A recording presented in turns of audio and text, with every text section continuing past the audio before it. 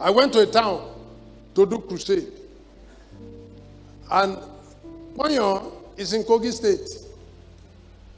And in that place, maybe I told you this story before. One man was very sick and he was almost dead. And on his dying bed, he made a promise. He said, God, if I don't die, if I get up again, I have money, but this money now means nothing.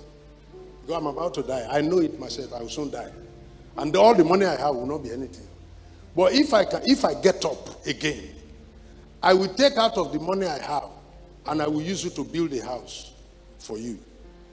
I will equip it, I'll furnish it, put musical instruments and everything. I will do it for you. I'm not a pastor, but this I will do. And God had him and he got up. So he built a church. He equipped it. Put chairs, keyboard, drum set, and called me and said, Baba Omolehin, I was on my dying bed when I made the promise, and God had me. I've built the church, see it. Take the key. So he gave me an empty church. So he can build the church, but he has nobody to put inside. So I left Ilorin with my choir. A few members in the ushering team who are going to dedicate an empty church in Ponyo. I had no member. So we arrived there, we entered the church, and he sat down. Certain other friends, family friends of his, they sat with him. The only people who are members of Word Assembly there were those of us who came from Ilorin. We have no member in the town. Then suddenly a madman entered. Very wild. He had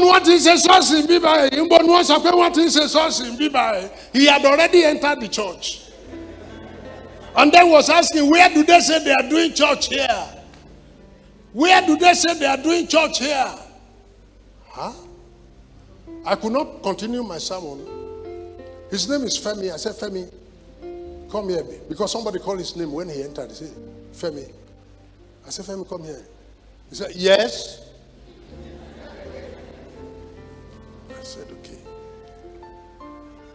I said, kneel down. Let me pray for you. Kneel down. He didn't kneel down. I said, kneel down. He asked me, he said, for what? May God help you to take control. Kneel down, my friend. He said, yes, sir. Then he knelt down. I was praying, he was looking at me. So I used my forehead to touch his own. And I commanded his brain to normalize. And his brain normalized. And he stood up and greeted me. I said, sorry, sir. So he knew he had been rude. Now he remembered that he had been rude. He said, sorry, sir. Well, no problem. Jokole.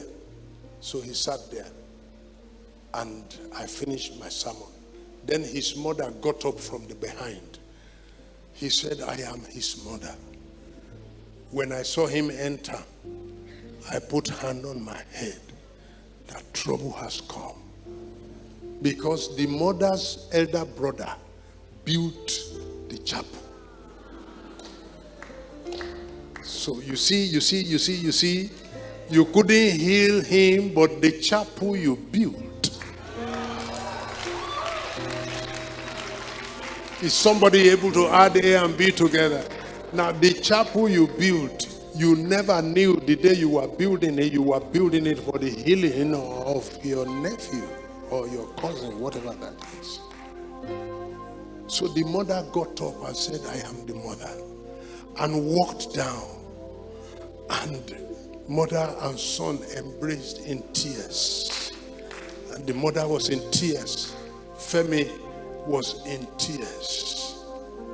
And the two of them sat. We ended the service. Let me hurry up to get to where I'm going. And Femi looked at me as I was leaving Ponyo. He said, can I follow you?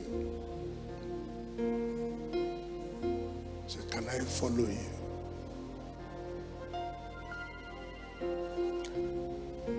We were looking for clothes for him to wear so he can enter my car. He can't enter my car the way he is. We're borrowing clothes.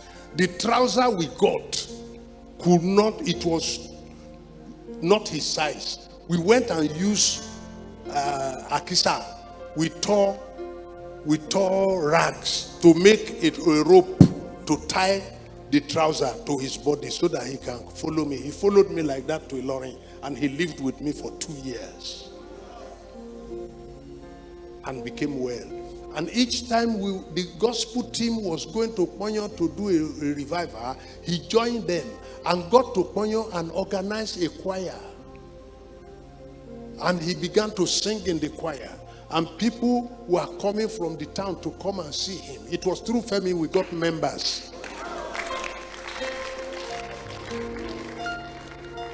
Because the news was, is it true that they say Femi is now a member of the new church that has come to town? And they just came to see him, and he was in the choir, and they sat down. They didn't go home and became members of our congregation.